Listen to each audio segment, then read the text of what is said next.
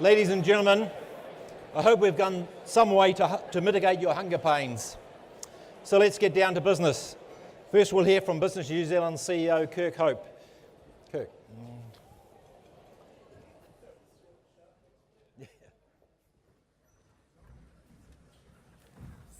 Thanks a lot, Phil. I gave you only a couple of specific instructions, no jokes, and be short, and then you take the piss out of our sponsor's haircut. Excellent. Tēnā koutou katoa, kia te tuki pai ngā mahi. Haere mai koutou katoa. Welcome everybody, it's great to host the Prime Minister at this important event in the political cycle in advance of the budget. Prime Minister, we're glad you're back safely from Paris, overhauling the social media landscape, and also congratulations on the Singapore FTA upgrade. We're looking forward to hearing about your government's fiscal and economic plans for the coming year. While we haven't had a wellbeing budget before, I think there'll be a lot of support for it. As a business sector, we have a deep interest in the wellbeing of all our people and our communities, and there'll be quite a bit of interest in how that might be enhanced, including putting wellbeing measures into legislation, but importantly, how we achieve those outcomes. Our members, Southern Cross, who are here today, who partner with Business New Zealand to produce the Wellness in the Workplace survey, will no doubt be interested in your any mental health funding. Our other issues that will, of course, be of interest to the audience will be your plans for increased investment in welfare reforms that can assist more New Zealanders into employment. And we were really happy to see some of the changes to the abatement levels that were recently announced, because of course skills shortages are a big issue for many of us, and there is a lot of interest in what budget investment might be forthcoming in respect of education, industry training and immigration services to help fill the skill shortages that many businesses are suffering from. And alongside the investment in housing I know you are planning, we'd also like to see more investment in the infrastructure that's necessary for housing development and the key infrastructure that supports economic growth. I'd like to congratulate you on the budget responsibility rules that you adopted immediately after taking office that make commitments around operating surpluses, crown debt, long-term investment and expenditure. Those rules help to deliver a significant amount of confidence in the budget process and the expenditure decisions that will take place in Budget 2019. So we look forward to hearing more from you shortly, but first I'd like to introduce our partners in today's occasion, Fujitsu New Zealand. Fujitsu is a global ICT leader in technology products, solutions and services, and Mika Joronen, who is well known to us as a key player in the ICT industry in New Zealand, is country manager for Fujitsu New Zealand. I'd like to ask Mika and his fantastic hair to come and say a few words.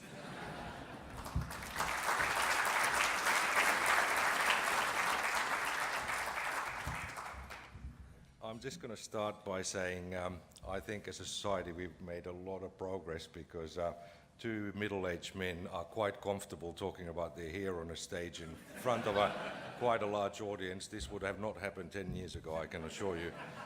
So, tēnā koutou e tēnei ahi ahi. Good afternoon and a very warm welcome to everybody.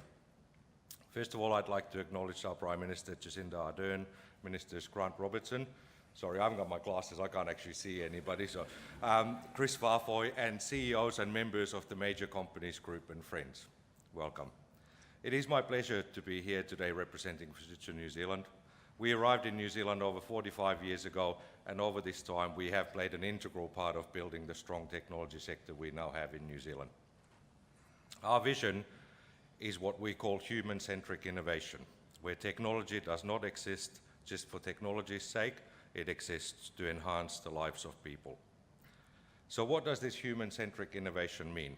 As the availability and advancement of technology continues to grow, we are faced with new challenges, for example, the sheer amount of data available today. And with the spread of social media and the ability to collect all manner of data about people, technology companies like Fujitsu have a fundamental responsibility to make sure that the needs and rights of those people are at foremost consideration. At the same time, technologies such as artificial intelligence and machine learning are increasingly being applied to improve productivity and to make our world safer and more sustainable place to live.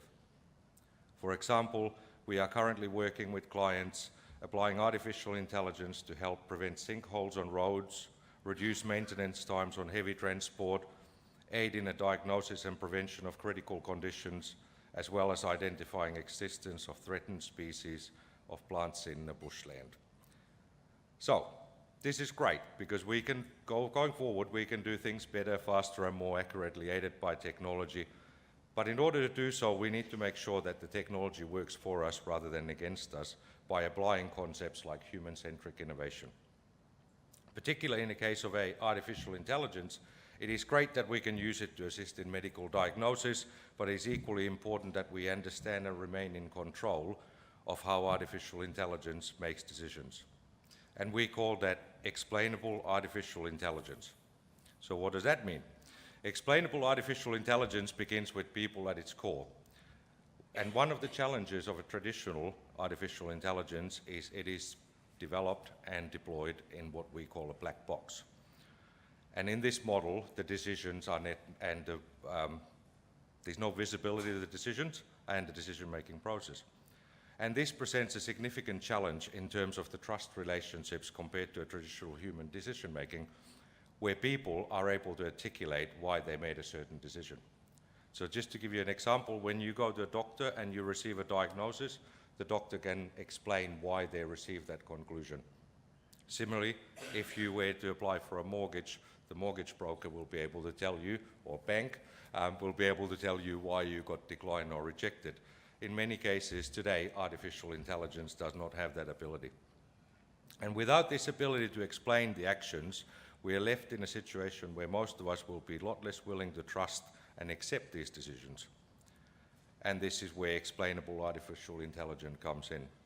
It's able to describe its purpose, rationale, and decision-making in a way that can be understood by an average person.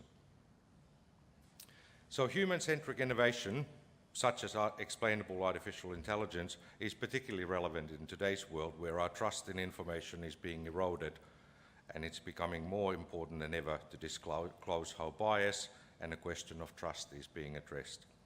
For example, the European Union's General Data Protection Regulation includes a right to explanation clause when using technologies such as artificial intelligence.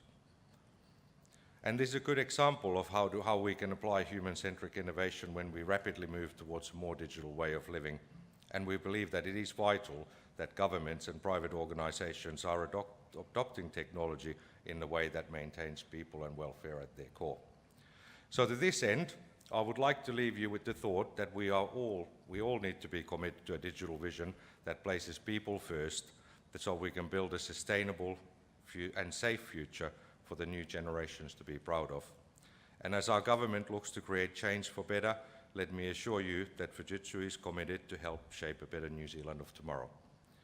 So with that, ladies and gentlemen, it is my absolute pleasure now to introduce the Prime Minister of New Zealand, and possibly the Australia's preferred Prime Minister as well, Jacinda Ardern.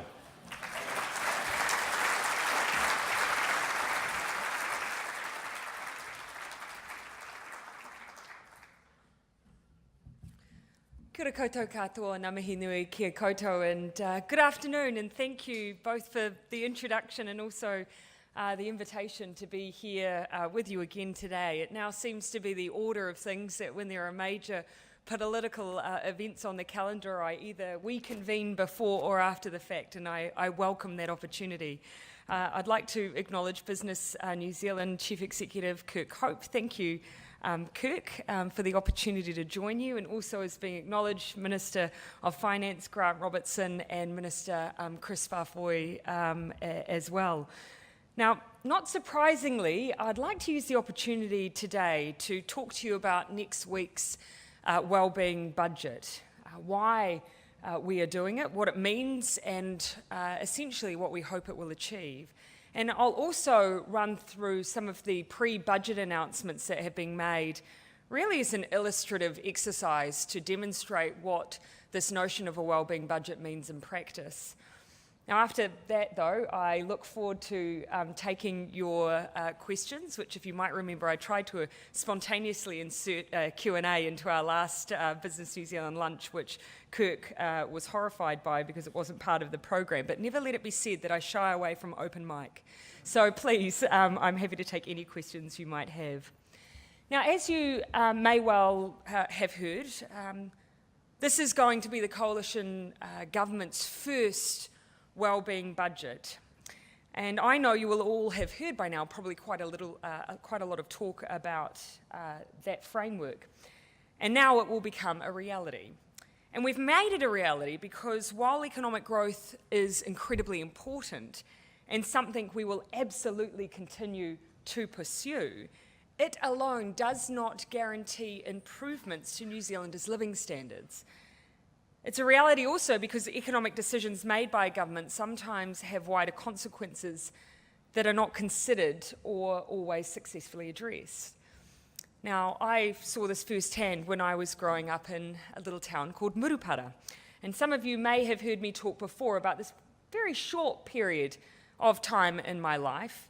And while I was incredibly young, I saw and still vividly remember the poverty in that township, the impact of very rapid privatisation of the forestry industry, and essentially a lack of government preparedness for the dramatic change that occurred there and the impact that had. Now, for all of the downsides of politics, which I'm sure you all see close up, and the negativity it attracts, I've always believed, and I still do, that it is a place where we can make a positive, long-term and sustainable difference. But sometimes that takes more than just a policy idea. Sometimes it takes a systematic change to the way that we do things. Now, for this government, a key plank of delivering that change will be our wellbeing budget. So let me talk a little bit about our rationale for taking on a quite different approach, and one that the OECD, as they told me last week in France, is watching quite closely. No pressure, Grant. Firstly, the idea of incorporating a wider set of measures of success, well, that is not new. Economists and global institutions like the OECD have all noted that just because a country is doing well economically, it doesn't always follow that its people are doing well. We all know, for instance, that New Zealand has seen solid rates of GDP growth over the past few years. But what do we know about the quality of that economic activity? What do we know about how it's being shared and the prosperity it's delivering? No one wants to live in a country where, despite a strong economy, families are homeless, or where our environment is being rapidly degraded and people with mental health issues do not receive the support they need, or where we have shocking levels of family violence or child poverty. Very few people would disagree with that statement, and yet it hasn't necessarily led to a fundamental difference in the way that we've done things. Budget processes have remained the same, cost-benefit analysis is often short-term, and it shouldn't probably therefore surprise us that we're still seeing the same outcomes, and successive governments sometimes make the same mistakes. Now, let me give you a small example, one of which you may have heard before. When we first came into government, we were faced with a significant dilemma called Waikeria Prison. The prison was run down, it was no longer fit for purpose, and it was an earthquake risk. At the same time, we also had a prison population that was projected to grow. Now, as new ministers, we were presented with options. Treasury's preference, no offence, Gabs, Treasury's preference was a mega prison with 2,500 beds. And why? Because a simple cost-benefit analysis showed this provided the cheapest per bed option. But what if we considered a preventative approach? What if we knew, for instance, that one of the issues relevant to reoffending rates was inadequate housing options for released prisoners, or long-term mental health issues, or drug and alcohol addiction?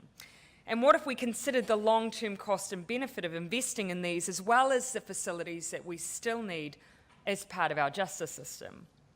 So that is what we did. We opted to replace Waikeria with the same capacity, but we also added a forensic mental health unit and additional funding for post-released housing. A higher expense in the shorter term, but greater savings in the longer term. And that is essentially what we are trying to do with the wellbeing budget. It has 5 priorities, which were developed using the Treasury's Living Standards framework. Evidence also from sector-based experts and the government science advisors, and through collaboration among public sector agencies and also ministers. Now, these priorities, which, yes, absolutely include our economy, go beyond that too. They include areas where the evidence shows we have the greatest opportunities to make a difference to New Zealanders' well-being. And these are, firstly, creating opportunities for productive businesses, regions, iwi and others to transition to a sustainable and low emissions economy.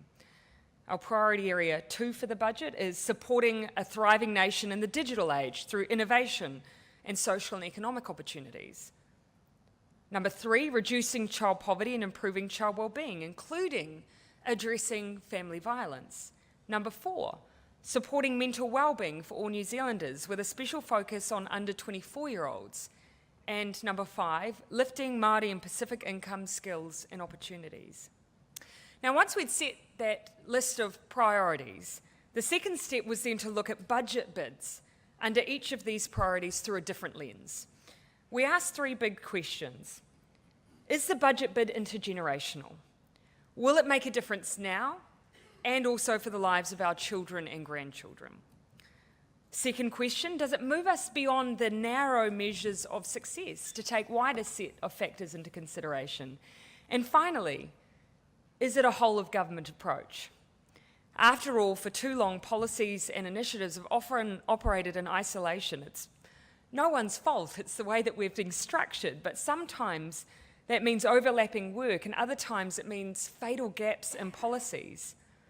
Now, if you're eager to see some of the results of this thinking, you don't actually necessarily need to wait till budget day. We've already announced quite a number of significant announcements as part of the wellbeing budget. I'd like to share a couple of them with you. The first is homelessness. Instead of looking solely, as perhaps we have in the past, at public housing places, we've acknowledged that chronic homelessness is often a result of multiple complex and often compounding issues. To suggest, for instance, that someone who is homeless needs to first be free from alcohol or drug addiction or medicated for mental health issues before being housed or supported for mental health issues ignores the impact that one can have on the other. Rather than take part in a merry dance on what issue comes first, we should instead house first. And that's exactly what a well-researched and evidence-based model called Housing First does. It houses those who are in cars or on our streets and then wraps social support around them, whatever is required to make it stick. It is not emergency housing, it is long-term sustainable housing. So Budget 2019 does just that by making the largest government investment in chronic homelessness ever and rolling out Housing First into more of our centres and including funding more places.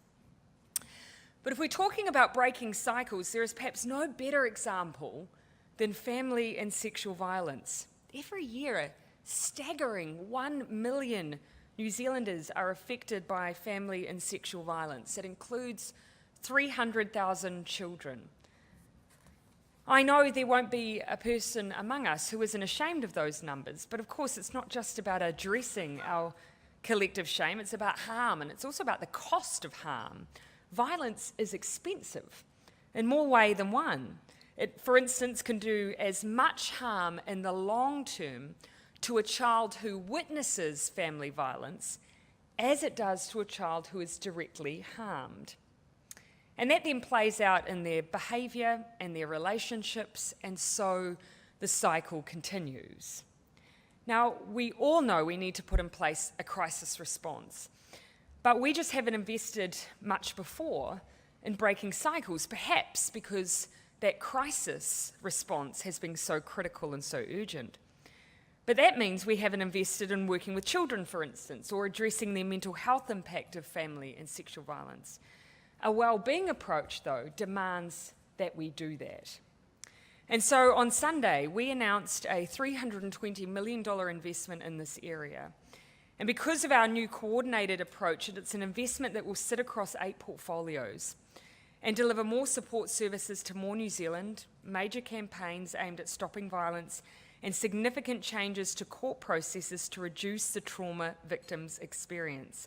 It also, one of the first times, put significant funding into supporting children who experience family violence.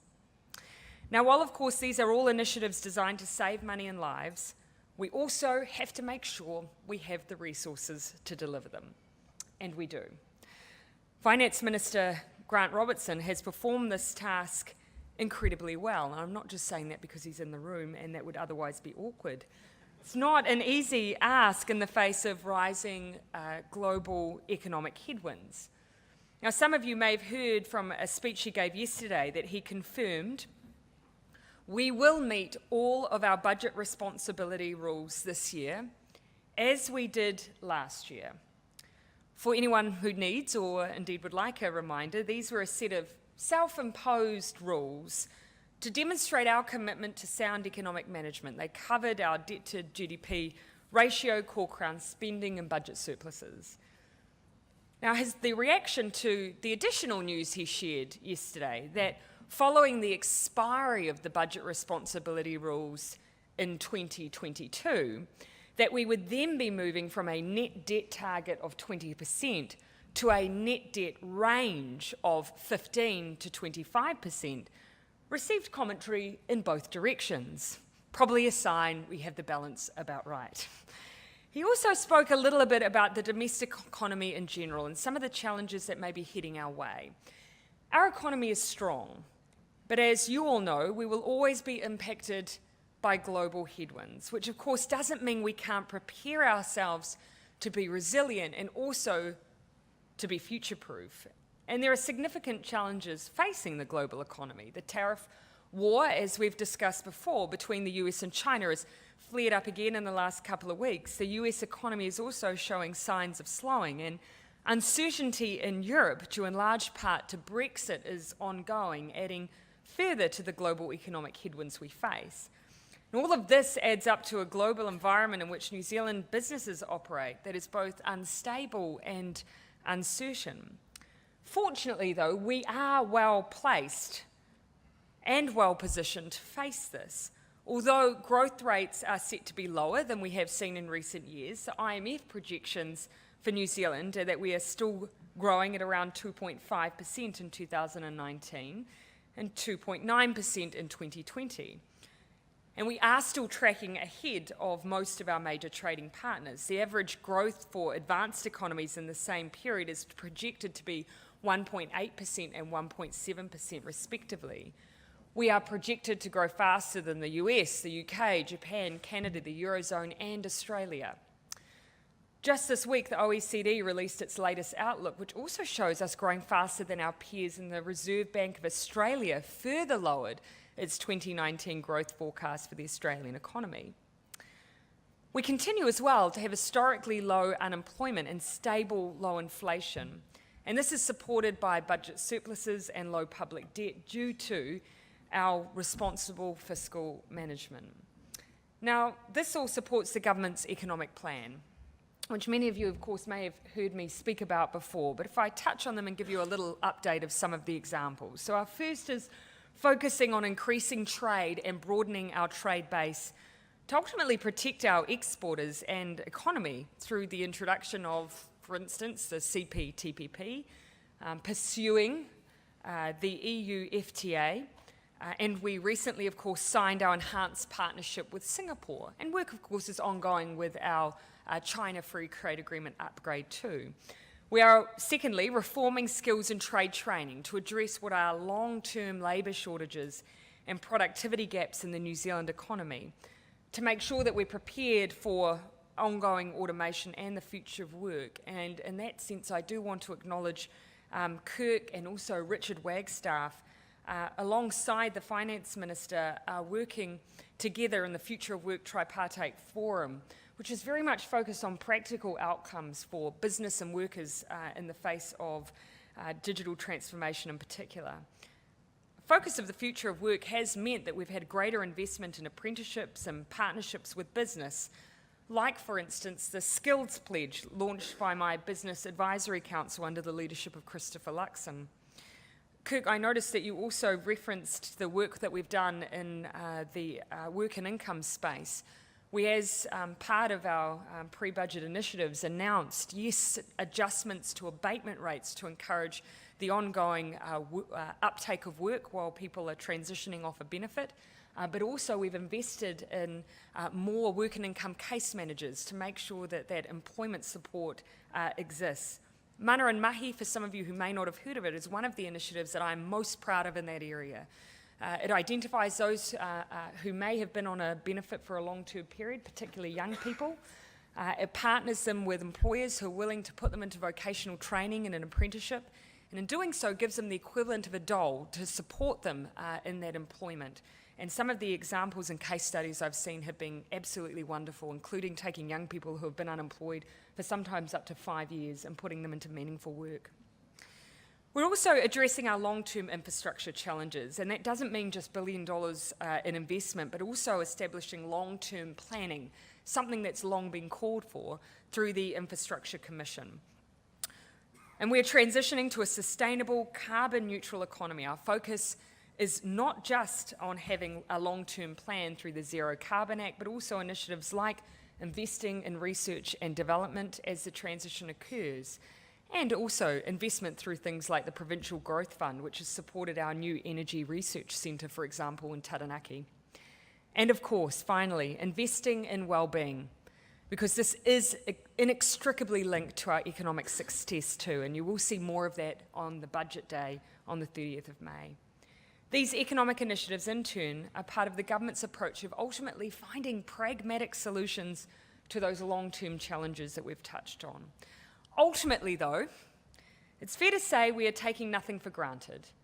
You know, our relatively solid position does not mean that we should simply ride out the conditions that we see around us currently, nor do the existing parameters of successive governments inherit mean that we should use traditional frameworks to make decisions or indeed measure success.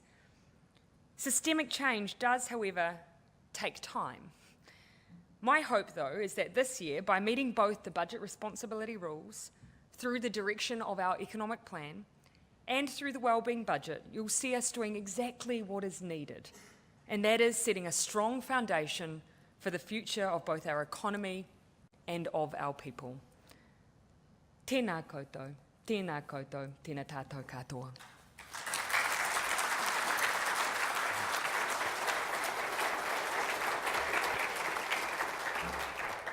Thank you, Prime Minister. You covered a lot of territory, as always. I'm sure there are... Is that your way of saying it was too long? Very comprehensive. I'm sure there are plenty of questions from the floor, so please use the microphones because you're a long way away, some of you. And maybe while people are just thinking about their questions, I'll kick off with a trade question. So you've been in Paris and Singapore. You've been with all the world leaders. What are your insights and feedback from our trading partners? Yeah, actually, the first one I'll share is actually I did spend a bit of time at the OECD. They hosted one of our meetings that we had with civil society, where we brought together activists from around the world to talk about some of the issues around maintaining a free and open and secure internet, whilst also taking up the challenges that were experienced in Christchurch. And that conversation with the OECD was a real scene setter for me for that engagement later on over those few days in Paris. They are genuinely fascinated by a country trying to embed in what they've been trying to encourage through their country reporting for some time. So their country report for New Zealand in its next frame will focus on the wellbeing budget because it's the first time a country has tried to embed in its decision-making rather than just leadership roles, the notion of taking into account a wider measure of success. So that was the first thing. My second take-home from bilaterals that I had with the likes of Theresa May and Justin Trudeau, also had a chance to meet with Prime Minister Solberg of Norway and catch up with the head of the European Commission, President Juncker as well, and have a quick word about our EU FTA negotiations. was that at the moment there is a high degree of uncertainty in the global environment. So it really just reaffirms what everyone's saying. Lots of questions around where the trade dispute between China and the United States will take us, the disruption that's causing for our trade institutions, and so a lot of reaffirmation that we need to keep working together with like-minded partners to make sure that we bolster up the WTO. And David Park is playing a very strong role, partnering with others in doing that work, and just a level of a vulnerability that creates. And you can see that in those growth numbers for a number of our like-minded partners. And we're looking, relatively speaking, in pretty good shape. But that doesn't mean that we shouldn't have an eye to continuing to work alongside those like-minded countries to put in a bit more resilience into our system. Questions from the floor?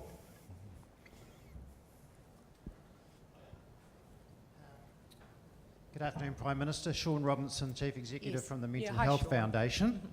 I was very pleased to hear you talking about breaking cycles in the family violence area, and how in the past the temptation has been to put all the resources into the crisis intervention. We're, of course, in our sector waiting to see what the government's response is to the mental health inquiry, and certainly I know many in the sector are keen to see a similar approach.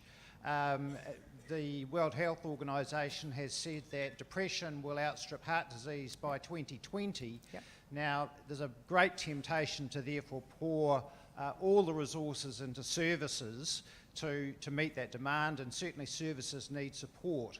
But we must not give in to the notion that everyone will become depressed. We must be investing in resilience and prevention, and giving people the skills, especially young people, the skills to be able to manage the ups and downs of life and keep themselves well. So I guess I'm hoping that you can give me reassurance that will be part of the approach to mental health, and that we will see a formal response to the mental health inquiry. You absolutely will. And one of the things that we became very aware of, though, in developing up our response was so many people were, of course, looking for the way that would make a fundamental difference to the services that are available, be they primary mental health or crisis. And so much of that was only ever going to be able to be produced in a budget. And so that's why we brought a bit more proximity towards the inquiry being released and when we had that budget response. I would absolutely agree with you, and I'm sure most people in this room would as well, that we do need to make sure that we think about those preventative measures. What builds a strong and resilient set of young people, for instance, and the many competing issues that they face now in a modern world? One of the most fascinating figures that I had shared with me recently, if you think about the loneliest demographic in New Zealand, if I asked you who you thought that might be, the loneliest age bracket in New Zealand, every time I ask, people immediately think it will be our older citizens, and yet research tells us it's our young people. They are more connected than ever, and yet more isolated in many ways than ever before. So we've done some early thinking around how we can try and identify early on and get ahead of need. Things like rolling out the school health teams, which have a real youth worker focus, a health and wellbeing focus, and rolling them out through schools. We're doing the same at primary level in Canterbury. We know kids there were experiencing the trauma of the earthquakes, and that was coming out in behavioural issues, inability to make friends, bedwetting at night, and really distressed parents not knowing what to do. So we put in health teams into our primary schools and called it Mana Ake. It's now in every school in Canterbury and Kaikoura. And thank goodness we did, because after the 15th of March, they're picking up the pieces there as well. But when it comes to building resilience, I've actually, in some cases, struggled. I've been looking for the evidence base of what makes the biggest difference to resilience for our young people. And there's still, I think, a bit of work to be done there. But in the meantime, we have to have a primary health focus. I agree with you.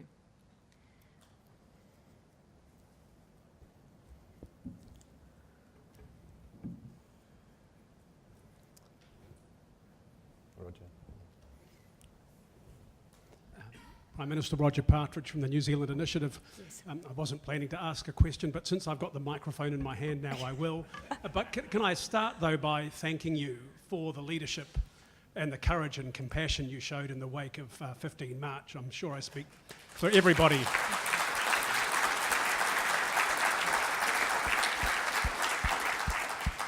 Everybody to say, well, it's clear I speak for everybody in saying we couldn't have been better led through this difficult period.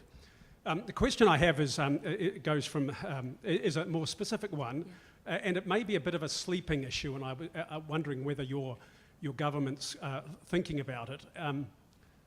We've had a lift in youth unemployment over the last 12 months. We've never had, or we haven't had as many 16 to 24-year-olds unemployed in a March quarter since March 2012. So what's that, 5, 6, 7 years ago? And at that time, unemployment was at 6.7%, not the 4.2% it is now. So we should be seeing a fall in youth unemployment, but it's up. And I'm wondering whether your government is concerned that we might be pricing our low-skilled youth out of the labour market as we've been progressively lifting minimum wages, and whether that's something that you're thinking about or concerned about. I don't see youth unemployment as a sleeper issue at all. It's something that we're quite focused on, but I can see that your angle of the question, whether or not we've given consideration to that. Yes, that's the kind of question generally around the absence of youth training rates that gets raised from time to time.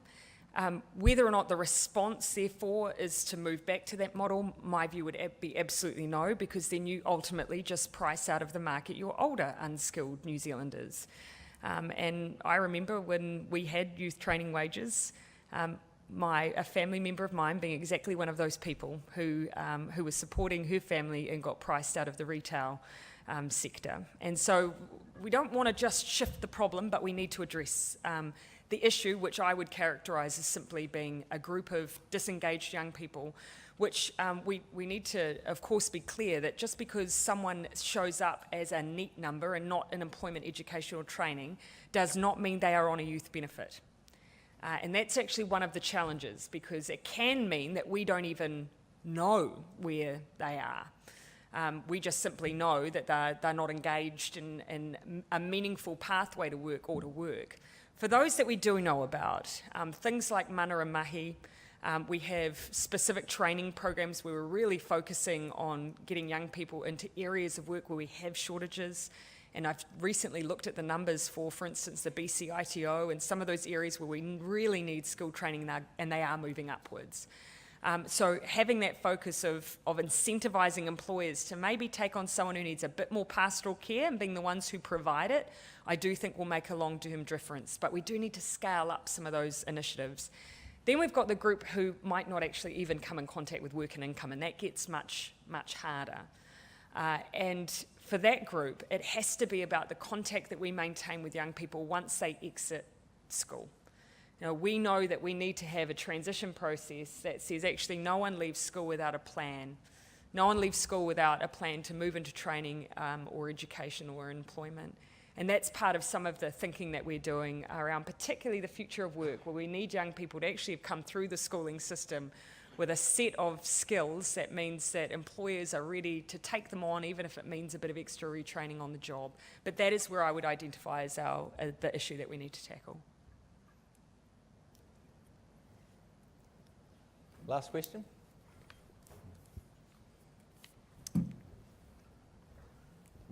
Microphone down here, somewhere, please. On table 3. Here we go, Jolene.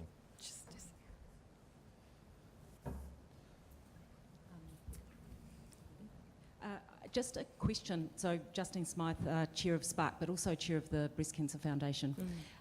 In terms of, I'd just like to understand perhaps what might be coming in the budget in terms of the health system. So there is a review of the DHBs and all those sorts of things that are happening, but I think what I'm hearing is that probably it is, we're probably at a time where both, either from a drug perspective or from actual operations within the health system, that the services are being reduced or there isn't the equipment. And so I'm getting, hearing a lot about the constraints within the DHBs and not the funding that is kind of supporting the activity that's happening in our hospitals. And I know when you took government, health was, and fixing that was a real priority for you. So I was just wondering, will the budget be addressing some of those issues? And it does continue to be a priority for us. You'll see that in the 5 priority areas we've set, we have honed in very specifically into mental health, because we think it's time that is taken seriously. But one of the issues, of course, that we've had to grapple with is that despite, for instance, in the large budget, the DHB is receiving one of the significant funding boosts in terms of quantum that they've had, we still have a perspective and a perception that they are really constrained. And look, no question, we're in an environment now where technology is moving rapidly, the cost of that technology is increasing, we have an ageing population, but still really real questions emerge for us that despite pouring that money in, we weren't necessarily seeing the outcomes that would be expected. And so that is why we thought we actually need to go back and have a much closer look at the structure of our health system and whether or not the model that we have at present is really delivering for people. Someone called Heather Simpson has been leading that work. I think it is going to really help form some of our thinking, because the alternative is just to keep increasing and increasing and increasing and not have individuals on the ground feel that they're getting that meaningful difference. And so that's why we've decided we need to take a pause now and just see if actually we've got an operational issue as well. Okay, thank you, Prime Minister, and all the other ministers in the room. I'll ask Brett O'Reilly to come up and do the vote of thanks now. Thank you.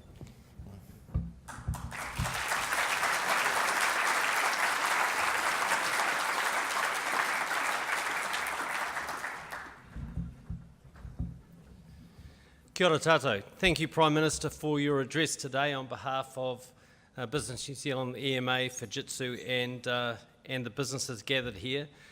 If I go through some of the points in your address, on the issue of transition, we welcome the opportunity to work with the government in moving towards a sustainable low-emission economy and look for consistency in the just transition process for industry in that regard.